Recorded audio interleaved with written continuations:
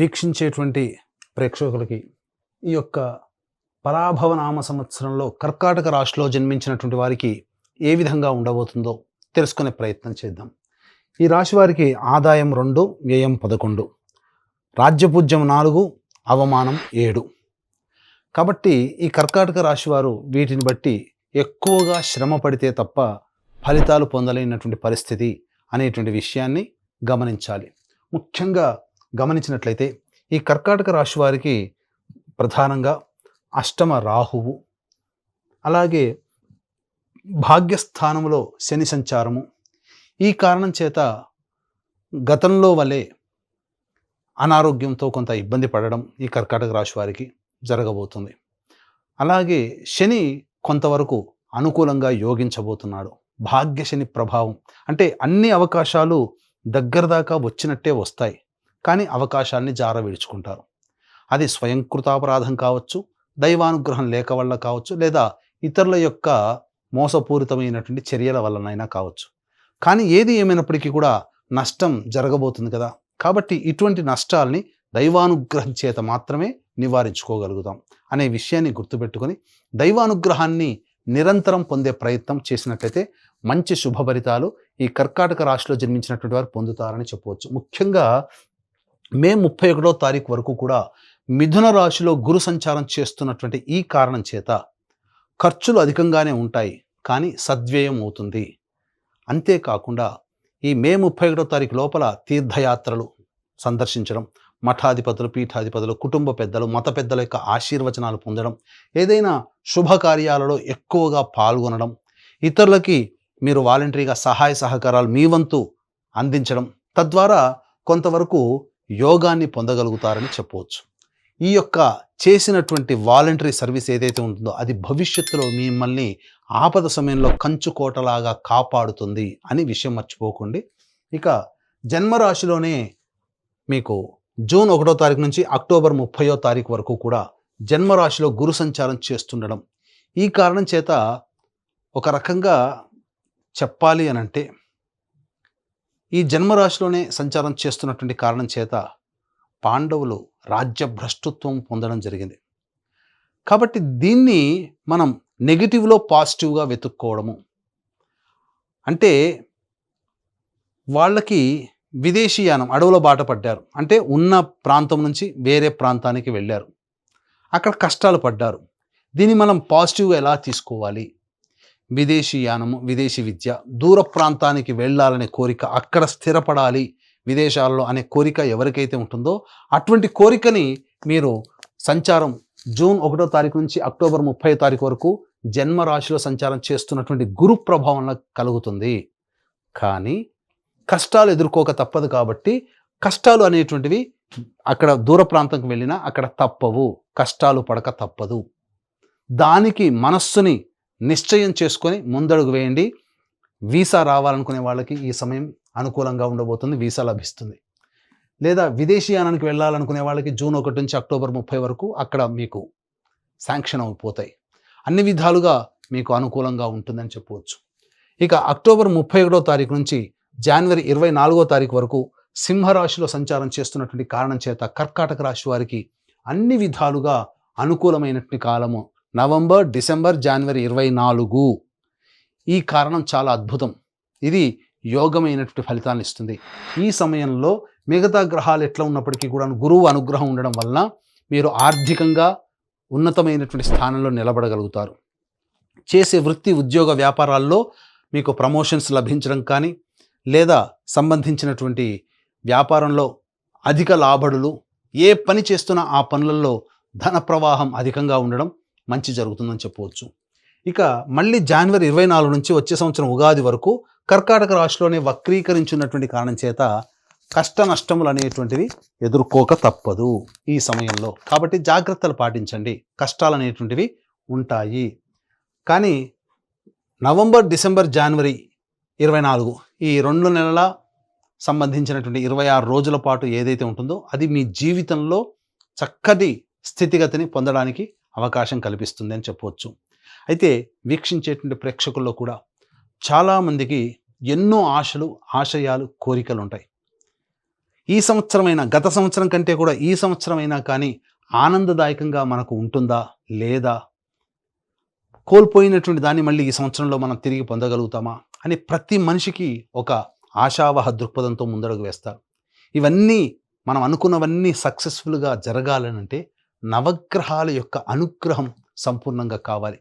అందుకని ఈ కర్కాటక రాశితో పాటుగా 12 రాశుల్లో జన్మించినటువంటి వారికి ఈ నవగ్రహాల యొక్క అనుగ్రహం సంపూర్ణంగా ఉండడం కోసం మన పీఠం ఆధ్వర్యంలో ఏప్రిల్ 1వ తారీఖు చైత్ర పౌర్ణమి రోజున సాయంకాలం 6 గంటలకి అత్యంత శీఘ్ర ఫలితాలనిచ్చే 3 నక్షత్రాల్లో ఒకటైనటువంటి హస్తా నక్షత్రం రోజున నవగ్రహ పాశుపత హోమము, అలాగే ఆరోగ్యం కోసం మృత్యుంజయ హోమం, సర్వకార్యాలలో జయం పొందడం కోసం సుదర్శన హోమం, అలాగే దాంపత్య అభివృద్ధి, వివాహ సిద్ధి, ఉద్యోగ ఆర్థికాభివృద్ధి, వీటికి సంబంధించి లక్ష్మీ మూలమంత్ర సంపృతి లక్ష్మీ సూక్త హోమము, సర్వశాంతులకి సంబంధించి రుద్రహోమం జరిపించి శక్తిపాతము చేసినటువంటి కరుంగలి మాల ఇవ్వడం జరుగుతుంది. కాబట్టి ఈ సర్వదోష నివారణ పూజల హోమాల్లో ఆసక్తి కలిగినటువంటి వాళ్ళు ఏప్రిల్ 1వ తారీఖు మధ్యాహ్నం 3 గంటల లోపల స్క్రీన్పై కనిపిస్తున్నటువంటి నెంబర్కి కాంటాక్ట్ చేసి నమోదు చేసుకోవచ్చు. ఇక తదుపరి భాగమైనటువంటి ఈ యొక్క సంబంధించినటువంటి కర్కాటక రాశిలో జన్మించినటువంటి వారికి ఏ ఏ సమయంలో నిరుద్యోగస్తులకి ఉద్యోగం లభిస్తుంది, ఉద్యోగస్తులకి ప్రమోషన్స్ లభిస్తాయి, లేదా వేరే సంస్థల్లో ప్రయత్నం చేస్తే మంచి జరుగుతుందనే విషయాన్ని తెలుసుకుందాం.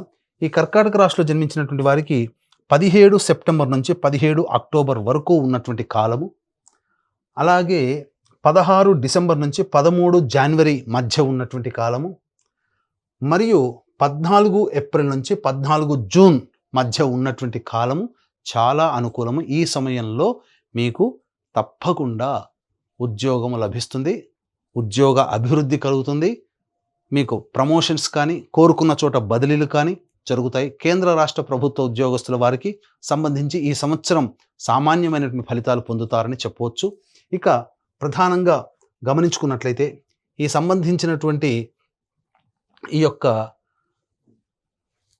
కుజగ్రహ సంచార ప్రభావం కర్కాటక రాశి వారికి ఏ విధంగా ఉండబోతుంది, 2 ఏప్రిల్ నుంచి 10 మే వరకు ఉన్నటువంటి కాలం ఏదైతే ఉంటుందో ఇది ప్రధానంగా ఆస్తి వ్యవహారాలకు సంబంధించి, గతంలో తాలూకు చేసినటువంటి పనులకి సంబంధించినటువంటి చర్చలకి, వీటన్నిటికీ కూడాను సమయం అనేటువంటిది ఉంటుంది.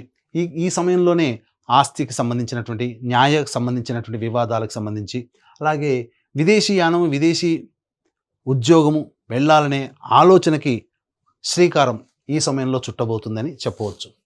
ఇక 11 మే నుంచి 19 జూన్ మధ్య ఉన్నటువంటి కాలం ఏదైతే ఉంటుందో ఈ సమయంలో ప్రధానంగా మీలో ఆత్మవిశ్వాసం పెరుగుతుంది. కాకపోతే ఎదుటి వాళ్ళని తక్కువగా చూడడం అనేటువంటిది ఈ సమయంలో ఉండడం వల్ల మీరు అనుకున్న దానికంటే తక్కువ ఫలితాలు పొందుతారు. కాబట్టి లౌక్యంతో వ్యవహరించి అందరితో కలుపుకొని పోయే విధంగా మీరు సంయమనం పాటించినట్లయితే ఈ సమయాన్ని కూడా మీరు అనుకూలంగా మరల్చుకోవచ్చు.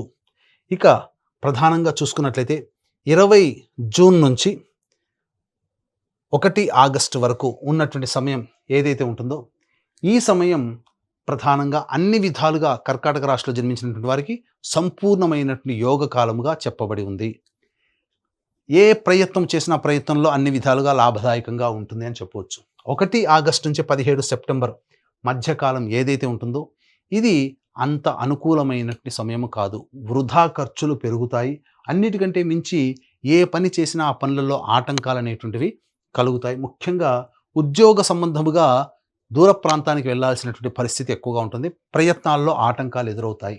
18 సెప్టెంబర్ నుంచి 11 నవంబర్ మధ్యకాలం ఏదైతే ఉంటుందో ఈ సమయము మీలో ఆత్మవిశ్వాసము తగ్గుతుంది. గృహంలో మార్పులు చేర్పులు చోటు చేసుకుంటాయి. ఆల్రెడీ అద్దె ఇంట్లో ఉన్నటువంటి వాళ్ళు వేరే సమయానికి అనగా వేరే ఇంటికి మారాల్సినటువంటి పరిస్థితి వస్తుంది. గృహంలో మరమ్మతులు అనేటువంటివి చేయిస్తారు. 12 నవంబర్ నుంచి 8 మార్చి మధ్య ఉన్నటువంటి కాలం కర్కాటక రాశి వారికి అత్యంత కీలకమైనటువంటి కాలం. ఈ సమయమే మీరు జాగ్రత్తలు పాటించాల్సినటువంటి పరిస్థితి. ఎందుకనంటే కుజస్తంభన అనేటువంటిది జరిగి ప్రధానంగా నష్టము జరిగేటువంటి అవకాశం ఉంటుంది. కాబట్టి ఈ నష్టం అంటే ఏంటి? ధన పరంగా నష్టం కావచ్చు, కుటుంబ పరంగా నష్టం కావచ్చు, అన్నిటికంటే ప్రధానంగా మీకు సంబంధించి ఆరోగ్యపరంగా కానీ లేదా ఇంటికి సంబంధించినటువంటి ఆస్తిపాస్తుల వ్యవహారం పరంగాని చెయ్యని పనికి నేరాన్ని మోపడం, తద్వారా కోర్టుల చుట్టూ తిరగడం లాంటి వ్యవహారాల్లో కానీ ఇలా కొన్ని నష్టాలు అనేటివి ఏర్పడబోతున్నాయి. కాబట్టి గృహపరంగా ఏదైనా కొన్ని చిక్కులు ఇవన్నీ ఈ 12 నవంబర్ నుంచి 8 మార్చి వరకు ఉండబోతాయి. ఈ సమయంలో వీటన్నిటిని అధిగమించి ఆ సమయాన్ని కూడా మనం పాజిటివ్గా మార్చుకోవాలి అనంటే కొంత దైవానుగ్రహాన్ని పొందే ప్రయత్నం చేయడం, అతిగా ఆవేశపడడం అనేటువంటిది చెయ్యకూడదు. మీకు కోపం వస్తుంది, సంఘటనలు అలా ఉంటాయి, సమస్యలు అలాగే పరిస్థితులు అలా వస్తాయి. కానీ మనం సంయమనం కోల్పోకుండా ఆవేశపడకుండా ఉన్నట్లయితే ఈ వచ్చే సమస్యలన్నీ ఇలా వచ్చి అలా వెళ్ళిపోతాయి. కాబట్టి సమస్యల్లో చిక్కుకుపోవాలి అని అనుకుంటే ప్రతిదానికి మీరు రియాక్ట్ అవ్వండి. 12 నవంబర్ నుంచి 8 మార్చి వరకు. లేదు ఆ సమస్యల్ని మనకు వద్దు, మనం ఉన్నవే ఎక్కువ ఉన్నాయి అని అనుకుంటే వచ్చేటువంటి సమస్యలకి మీరు ఆన్సర్ ఇవ్వకండి, సంయమనం పాటించండి. ఇది మీరు తెలుసుకోవాల్సింది. ఇదంతా కావాలి అంటే దైవానుగ్రహం తప్పనిసరి. కాబట్టి ఈ యొక్క కర్కాటక రాశిలో జన్మించినటువంటి వారు దైవానుగ్రహాన్ని పొందే ప్రయత్నం చేయండి. ఇక ముఖ్యంగా ఈ రాశిలో జన్మించినటువంటి విద్యార్థులకి పరీక్షలలో మంచి ఉత్తీర్ణత శాతంతో పొందుతారు. కాకపోతే కాంపిటీషన్ ఎగ్జామ్స్లో ఉన్నప్పుడు మాత్రం అధిక శ్రమ, అధిక ఒత్తిడి ఉంటుంది. కాబట్టి జాగ్రత్తలు పాటించండి. మీరు జ్ఞాపక శక్తి పెంపొందించుకోవడం కోసం యోగాని మీరు అభ్యాసం మొదలుపెట్టండి, ధ్యానం అనేటువంటిది మొదలుపెట్టండి. అన్ని విధాలుగా మీకు మంచి జరుగుతుంది. ఇక ఈ రాశిలో జన్మించినటువంటి క్రీడాకారులకి రివార్డులు, అవార్డులు గతంలో కంటే కూడా ఎక్కువగానే వస్తాయి. అన్ని విధాలుగా బాగుంటుంది. రాజకీయ రంగంలో ఉన్నటువంటి వాళ్ళకి మాత్రం కొన్ని ఒడిదుడుకులు తప్పవు. అనవసరమైనటువంటి వృధా ఖర్చులు ఎక్కువగా అవుతాయి. ఈ యొక్క పార్టీ పెద్దల యొక్క అభిమానాన్ని చూరగొనడం కోసం వృధా కాలయాపన, అలాగే ఖర్చులు కూడా అధికంగా ఎక్కువగా ఉంటాయని చెప్పవచ్చు. ముఖ్యంగా ఈ రాశిలో జన్మించినటువంటి రైతులు ఎవరైతే ఉంటారో రాబడి సామాన్యమే, దిగుబడి సామాన్యమే. ఆశించిన మేర కంటే ఎక్కువగా లభించదు, సామాన్యంగా ఉంటుంది. కాబట్టి కొత్త పంటల జోలికి వెళ్లకుండా ఉన్న వాటితోనే మీరు చక్కగా కొనసాగించుకునే ప్రయత్నం చేయండి రైతులకి ముఖ్యంగా. ఇక ఏ రంగంలో ఉన్నటువంటి వాళ్ళకైనప్పటికీ కూడా ప్రధానంగా ఈ అక్టోబర్ 31 నుంచి జనవరి 24వ తారీఖు వరకు ఉన్నటువంటి కాలం కర్కాటక రాశి వారికి అత్యంత యోగ్యమైనటువంటి కాలముగా చెప్పబడి ఉంది. ఈ సమయంలో మీరు అన్ని విధాలుగా కొత్త వాటికి మీరు ప్రయత్నం చేస్తే మంచి జరుగుతుంది. ముఖ్యంగా ఈ రాశిలో జన్మించినటువంటి స్త్రీలు ఎవరైతే ఉంటారో ఆ స్త్రీలకి మంచి జరగబోతుంది. గతంలో కంటే మెరుగైనటువంటి జీవితాన్ని మీరు అందిపుచ్చుకుంటారు. వివాహం కాని వాళ్ళకి వివాహం జరుగుతుంది. స్త్రీలు సంతానవంతులవుతారు.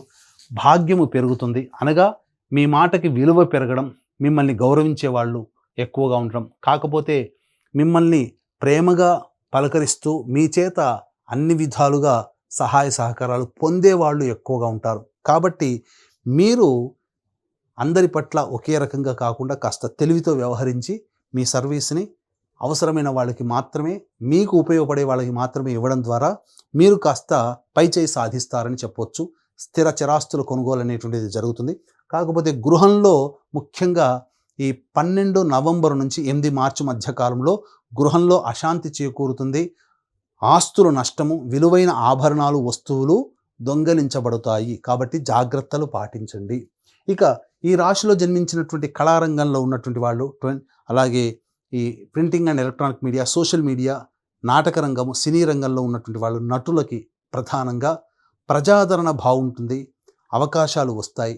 కానీ ఎన్ని అవకాశాలు వచ్చినా మీరు ఆశించినంతటువంటి ధనాన్ని మాత్రం మీరు పోగు చేసుకోలేకపోతారు.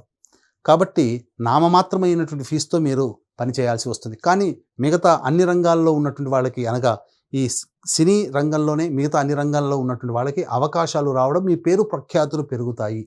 ధనం అనేటువంటిది లేకున్నప్పటికీ పేరు ప్రఖ్యాతులు అనేటువంటిది మీకు అది భవిష్యత్ పెట్టుబడిగా భావించి మీరు ముందడుగు వేసే ప్రయత్నం చేసినట్లయితే కళారంగంలో ఉన్నటువంటి వాళ్ళకు కూడా అన్ని విధాలుగా బాగుంటుంది అని చెప్పవచ్చు.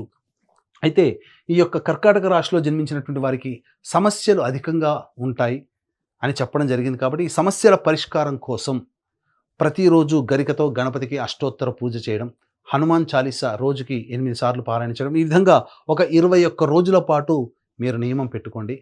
ఆ 21 రోజుల్లోనే మీ సమస్య పరిష్కారం అవుతుందని చెప్పవచ్చు.